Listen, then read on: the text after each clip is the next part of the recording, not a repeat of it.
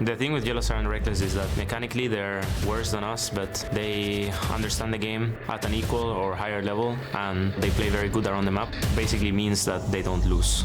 And they don't care a damn bit about this Baron. Double kill over to Reckless. Spirit Bromasia's his way. 2 more kills. Fnatic keep on rolling. Fnatic put on a dominance display. They know that they have a strong bot lane. Playing around them makes them even better and stronger. I would say that they know how to play around that. Oh, that's G2 on a fight. G2 expected perks. They have arrived. Schalke did not expect that at the cost of Trick and Expect's life. Schalke are trying to turn this one around, but Miffy says no. Expect is alive. He's inspired by Miffy. G2 have really good individual players. No hope left, G2. They're taking control of this fight. Massive advantages. Miffy has a really good understanding of the game. Sven stayed alive, almost uncontested in this fight. Both are really good, but for me, best is our main. What a marvelous display of team fighting. Beautiful team fighting coming in from G2. I'm not sure if there's top teams, but I think Fnatic is strong.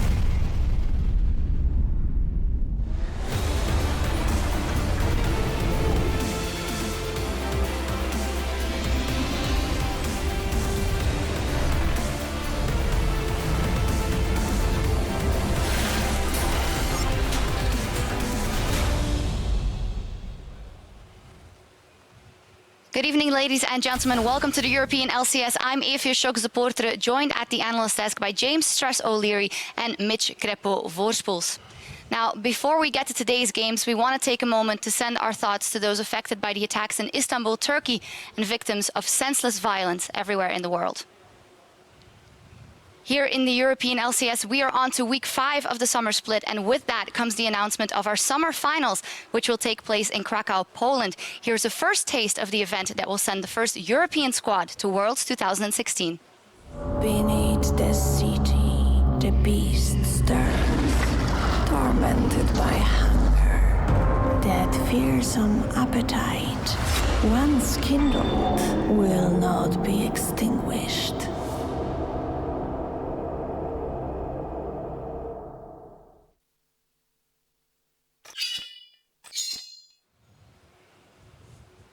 That's not a Cloud Drake. Infernal action over there. Super excited we get to go to Poland for the summer finals. Always the fans are super hyped there. Yeah, just a bunch of people just honestly, genuinely excited about esports, no matter what game you go there for. Yeah. Plenty of times in Katowice, very manly handshakes and many hugs were had there. Very polite people too. They queue very nicely. So I'm actually super pumped to go back to Poland. Especially if we can get a couple of Polish players on that stage, that building is going to have the roof blown off. Yeah, definitely. Our players are very excited to head to Poland. Tickets go on sale tomorrow at 4 p.m. Central European Summertime. And for more information, head over to lolesports.com. We have to get there though, so let's take a look at the standings with the road to Krakow in mind. As we see at the top of the tables, only 1 point separating first and second place, Fnatic and G2. And at the bottom, there's also a 4-way tie at 7 points, and then the Giants, UOL, OG, and Rocket not in playoffs as we speak. Yeah, whenever we look at our standings, you know, week by week, you kind of blink and everything shuffles, every team changes. We're never really sure exactly where to place a lot of teams. We try, maybe, you know, the trying is in vain. Yeah, definitely in vain. If you look week to week, it almost feels like H2K has kind of broken off that top 3 slot and is now joining teams slightly below that. Big props to Schalke for staying honestly relevant and showing it wasn't a fluke, you know, despite having, I think, a very weak week 3 it was. But there's definitely have been performing decently, and they may actually overtake H2K if they keep performing like this. Do you still think of H2K in the same breath as G2 as Fnatic? No. Not as of well. We'll see how everything evolves. Now let's take a look at the individual performances and the player of the game leaderboard. As said, our 2 top teams also have their 2 junglers there at 1 and 2. Trick, Spirit, followed by Cabochard, and a lot of interesting names in the top 10. Yeah, I think when you look at G2, although it's been predominantly a group effort, a lot of what the team is having go their way comes from Trick in the early game. You know, a lot of players would say, hey, but I've been putting up a lot of good stat lines. It's no surprise that these 2 are at the top. Where's the supports, man? No love for the supports. But yeah, getting player of the game Game Award is a team effort, obviously, but it shines through mostly in the jungle because when all lanes are doing well individually, that's when people like Trick and Spirit can really make their mark in a series, especially with their very kind of farm-heavy style, where then you see the jungle numbers reflected of like a 50 CS lead in the jungle, and that's such a stark contrast. And very often that's a trigger for a lot of people to go like, you know what, Spirit and Trick, they really carried this game. But once again, it's a team game. If everybody's not pulling their weight, it's very hard for a single player to shine as much. The only caveat there, maybe Smitty J last week, if his team didn't throw, he probably would have been the POG champ.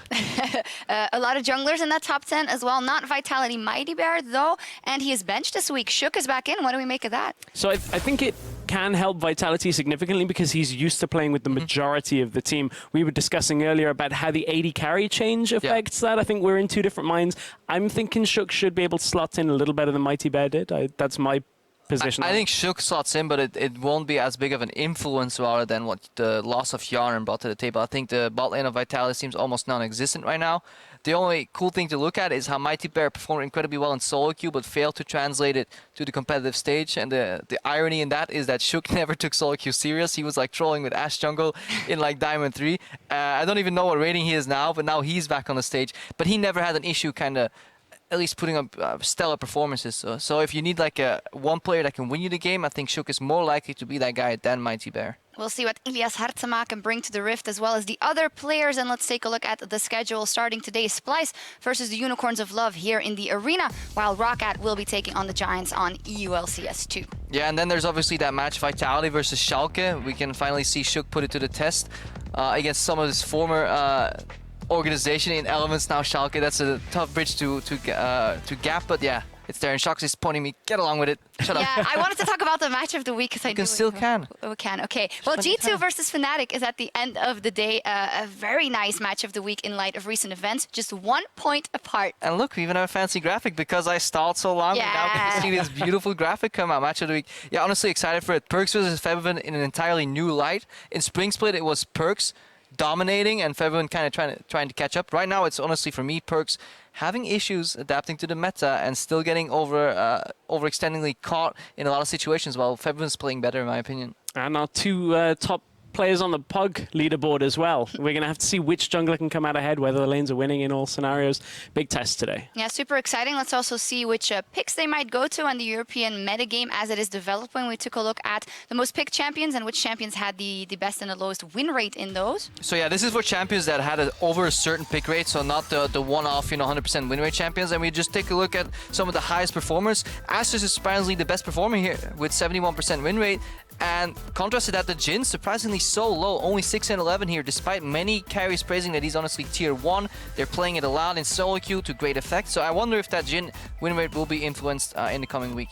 Well, we have seen a lot of different teams playing Jhin at different spots on the table, so that's a really interesting one for me overall. I mean, Roccat have played it 4 times, only won once on it. There is one champion not on that list that we're expecting a little more to come up, and that is Shen up in the top lane. LCK are prioritizing it very highly. In Challenger, we had it first picked in 5 of 6 games this week, so keep your eyes on top lane for that too. Yeah, and that Vladimir had a rocky start, but I think last week it went 6-0, and that's why it should be permaban right now. The average KDA was something like 13 in total for Vladimir as a champion. So despite it only being in 3rd place for winning champs, it's likely going to be permaban today. Yeah, I think so as well. And with so many power picks on the table, we want to hear from you.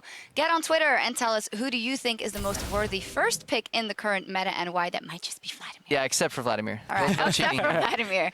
In any case, send your responses with or without Vladimir at LL Esports with the hashtag EULCS so we can check them out in today's post-game lobby. For now, though, let's jump into the action as the teams take to the stage and into our first match of the day in the arena, the Unicorns of Love versus Splice. The Unicorns of Love, they proved that dreams never die. 3-1 they went last week, 2-0 over H2K. What a fantastic performance. Yeah, I share that sentiment, but then I went to actually watch. Yeah, but I went to watch the games and I was like, okay, let's watch it right here. How the Unicorns come back into the season, how they beat H2K, some marvelous gameplay, and then it was pure solo queue. I mean, the moves that worked were fantastic. There was some good cheese in there, some good adaptation. But then some of the windows of opportunity they left for H2K was also like it was, yeah, not a very high macro game level play. whatever that word was, but it was just lackluster. Yeah, it was very messy overall. I mean, H2K at some points had a lead in that series in the second game, and it looked like they should have taken it. One thing that we were breaking down is how Unicorns have looked to snowball from the early game, at least, and I think you were saying to me that that was one of the saving graces that actually came. There was actually some really cool jungle pathing from Move, so that's what actually made me very excited when I started to watch the series. I think this was game 1. We can get it up on your screen. We have a replay of that. Move starts on Krugs just as normal, gets a really hard leash from Vizichachi. Then he goes into his red buff, straight to blue buff, so he skips the Raptors. Why is this essential to the story? Because he's also going to skip the Scuttle Crab and invade a rather low HP Gragas in the jungle here. And he wards the red buff first. Okay, no Gragas there. Moves back and says, oh, Jankos is here.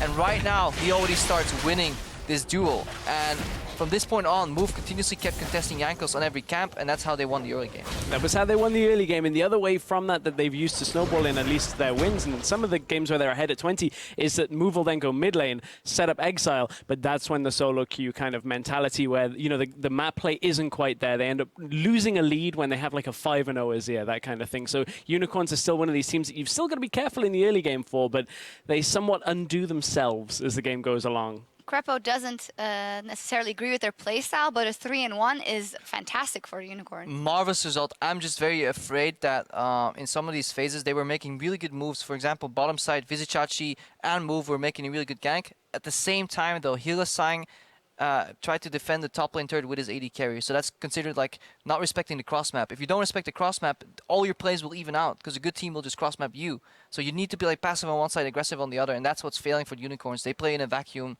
Let's look at their opponents then in this one and what they could do against it. Splice, they were 2-2 versus H2K and OG. They have that in common. They both teams beat H2K last week. And if we talk about jungle pressure and the way the enemy jungler likes to play, Trashy is a bit more coordinated, and I think he might have a good eye on the moves of Move around the map. Yeah, we were speaking last week to Perks, and he was singing the praises, actually, of Trashy as being a jungler that you've really got to watch out for. And specifically, again, we're looking at the early game here. You can see just how heavily involved he is with everything Splice want to do. You know, Perks was talking a lot about how Trashy likes to counter jungle, counter gank, that kind of thing. It's not always the most proactive play, but Trashy seems to be in the right place at the right time a lot. Yeah, Trashy's playstyle is oriented around neutralizing opponents rather than snowballing himself. That's why if you look at, for example, you know, percentage of team gold, he ranks very low amongst junglers because he doesn't require all those resources, but he looks for the counter ganks, he looks for utility, very often on tank champions too, looking for the engage, and that's why he ranks so high in these assists, because he's spending more time trying to influence the lanes that then hopefully carry him through the mid game. He does a lot more with less. We're going to take a look at the matchup that is going on in the EU LCS studio in just a bit between Roccat and Giants. The story of Roccat, this split so far, unfortunately a solid week 2, but then 1-7 they are in weeks 3 and 4 of the European LCS. That is horrible. It's pretty bad. I mean, week 2 is when I jumped on the Roccat train, and I'm like, I like their drafts. I liked, you know, what they were doing. They even then admitted that their early game was their weakness, and then in the next 2 weeks haven't fixed it at all. Yeah, 1-7 in the last 2 weeks here. It almost feels like you're watching Dexter, the show, not the player. Starts off very strong, but the later seasons you just wish never happened. So it's disappointing for Roccat because they have it in them, but they just need to shore up those weaknesses in the early game. And it's the same story every week, but if nothing changes, we have to repeat the same story. Yeah, exactly. They have the most deaths and the least kills in the first 15 minutes of the game is what we saw there as well. You just have to stop the bleeding, and then you can start working, in my opinion, and they'll have to start versus Giants. If we look at Giants, also a team that we've seen good things from. Then last week they had a game that they almost had that got thrown because of the Gilius Baron steal. But what are the elements to look at here in that team? Well, as the casters last week were talking about, it's that triangle, the trinity of players for Giants that is actually what they can use as kind of a backbone almost to the top jungle mid. When you look at how they're performing, it's actually probably above where you would expect Giants to be right now on an individual level. But the fact of the matter is for Giants, they keep letting things slip across the map. They're just not quite coordinated at all times, and that's given them some losses that perhaps they shouldn't have taken. They have the symptoms of being, honestly, a new team. It almost feels, they don't feel like, for me, like an LCS veteran. They feel like a first split team that is honestly working on the foundation still. That will only win if individual members step up beyond what's required of them. Big example is their Smitty J. Yeah, we'll see if he can today, and that's enough from us here at the analyst desk for now. As the teams ready themselves for the Rift, let's hand it over to our casters. Thank you, Shocks. I'm Richard Paul's Cam here with Martin DeFisher along